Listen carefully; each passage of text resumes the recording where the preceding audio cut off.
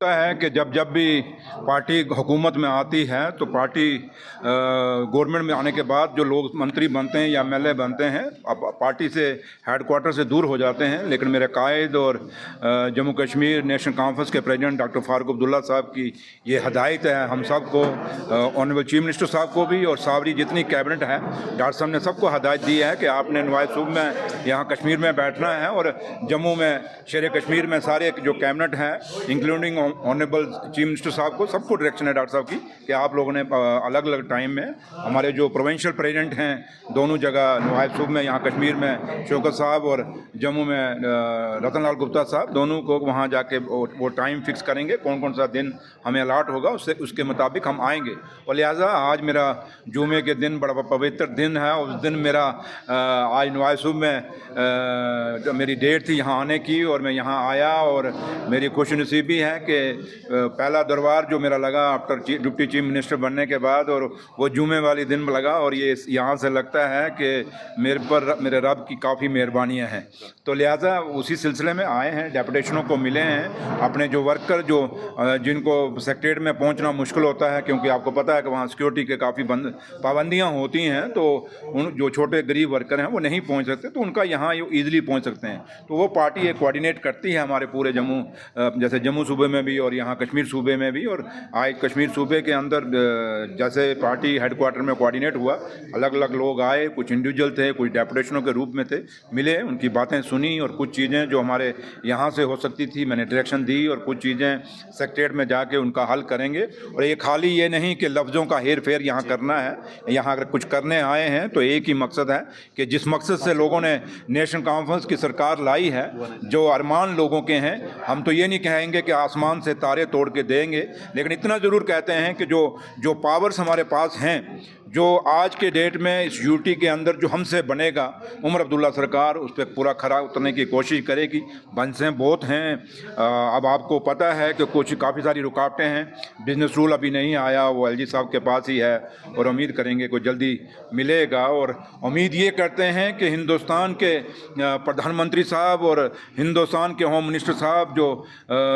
हिंदुस्तान की जो महापंचायत है जिसको हम पार्लियामेंट कहते हैं, जो लाखों हज़ारों कुर्बानियाँ देने के बाद वो पार्लियामेंट वहाँ बना, वहाँ हिंदुस्तान का आइन बना, हिंदुस्तान की डेमोक्रेसी वहीं से बनती है और वहीं से चलती है। वहाँ जो वादा उन्होंने किया है, क्योंकि हमारे लिए वो एक मंदिर है, एक मस्जिद है, हमारे लिए एक गुरुद्वारा है, वो हमारे लिए जो हिंदुस्तान के लोगों के लिए, क्योंकि वहाँ से जो भी फैसला बन के आएगा वो हिंदुस्तान के हर कोने तक पहुँचेगा। और जम्मू कश्मीर हिंदुस्तान का मुकुट है, ताज है, और उम्मीद करेंगे कि इस ताज के लिए हमेशा जो वादा किया वो पूरा करेंगे। उन्होंने कहा था स्टेट को हम देंगे, और आज इससे बड़े हालात और नहीं हो सकते कि इतना बड़ा टर्न हुआ और टर्न आउट के बाद जम्मू कश्मीर में नेशनल कॉन्फ्रेंस की सरकार बनी है। तो उम्मीद करते हैं कि जल्दी से जल्दी 15 अगस्त भी आ रहा है और ये इसी अगस्त में हमें शुभ खबर मिलेगी। और चंद रोज पहले मैं और मेरे कायद और जम्मू कश्मीर नेशनल कॉन्फ्रेंस के प्रेसिडेंट डॉक्टर फारूक साहब हम दिल्ली में गए थे परसों। हमने वहाँ एक सेमिनार था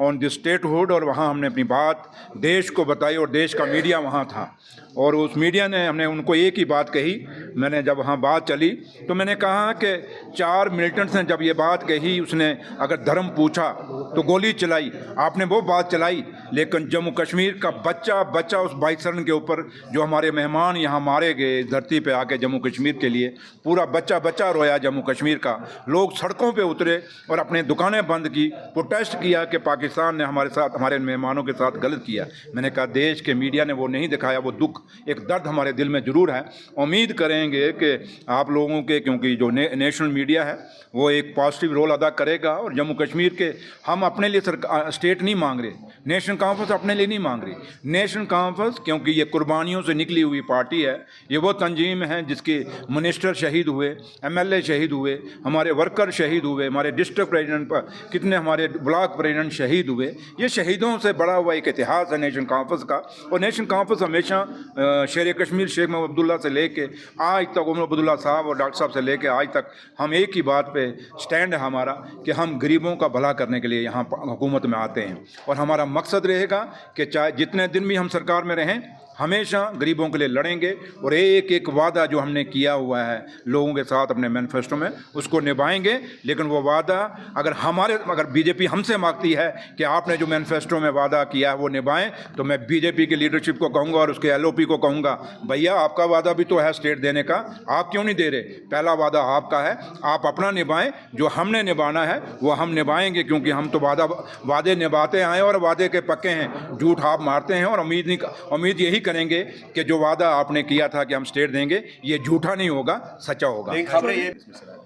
ये आपको क्यों बताएं, हम कुछ क्या करने जा रहे हैं? हमारे अंदरूनी मसले होते हैं और आपके सामने जब हम ओथ लेते हैं वहाँ अपनी सिक्रेसी की लेते हैं तो हम अपनी सिक्रेसी, अब आपको हम पूछें जनाब ये खबर आपसे कहाँ कहीं, आप अपना सोर्स बताएंगे? कभी नहीं बताएंगे, तो हम अपना क्यों बताएं फिर?